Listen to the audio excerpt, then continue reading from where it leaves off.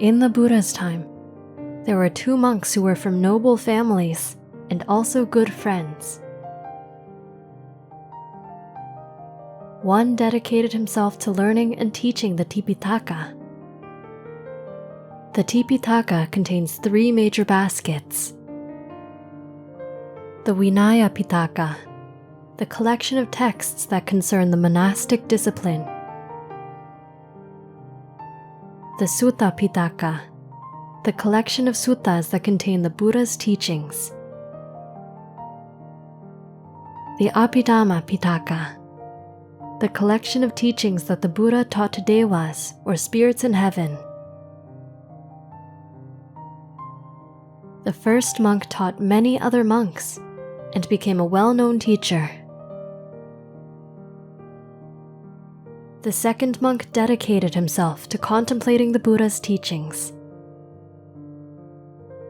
He entered the forest and contemplated the nature of reality, using as a basis nature and his own personal observations and experiences.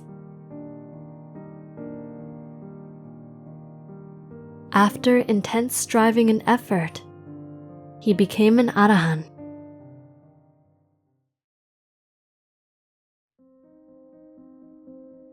One day, the 2 monks both came to the Jetavana temple to pay respects to the Buddha and met each other.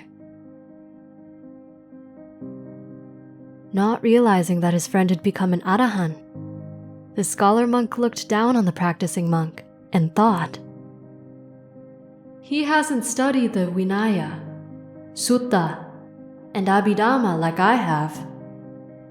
I will show him how much I know and how little he knows, and teach him the Dhamma."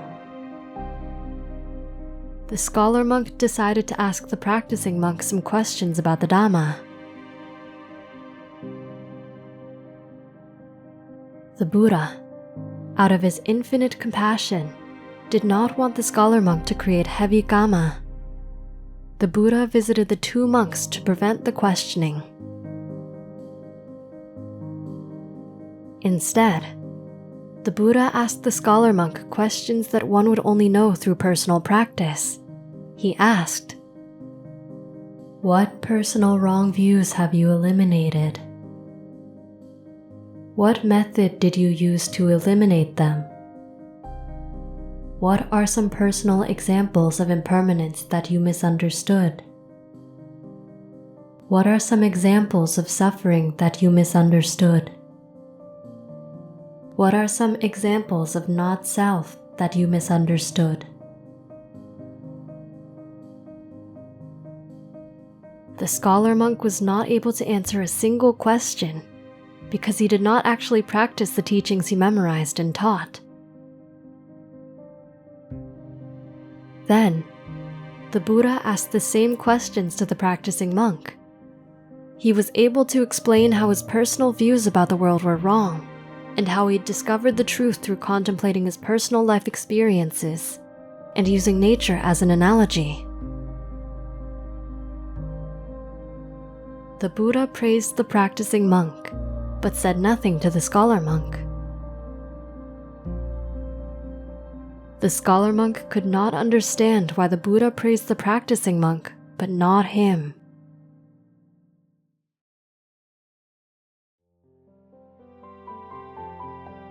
The Buddha explained, "Even if someone recites all the sacred texts, but does not practice them, he does not share in the fruits of that knowledge.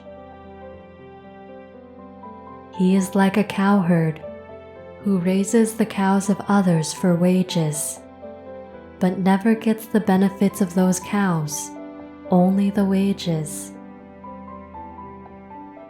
If someone recites only a little of the sacred texts, but he acts according to the Dhamma, he forsakes greed, lust, hatred, and ignorance, and releases his clinging.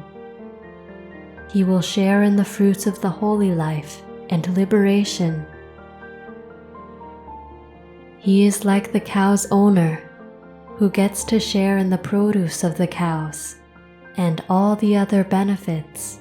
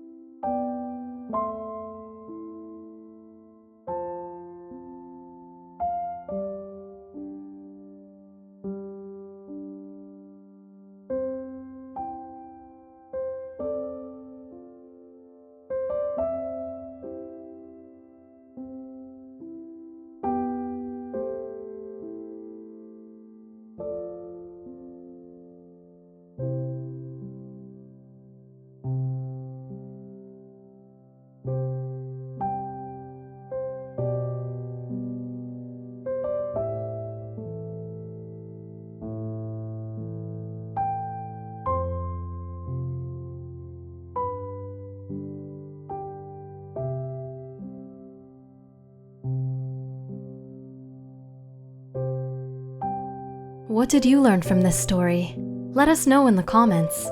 We hope you enjoyed the video. Click like if you did, and click subscribe if you want to see our uploads. And consider making a donation to support our Buddhist animation project.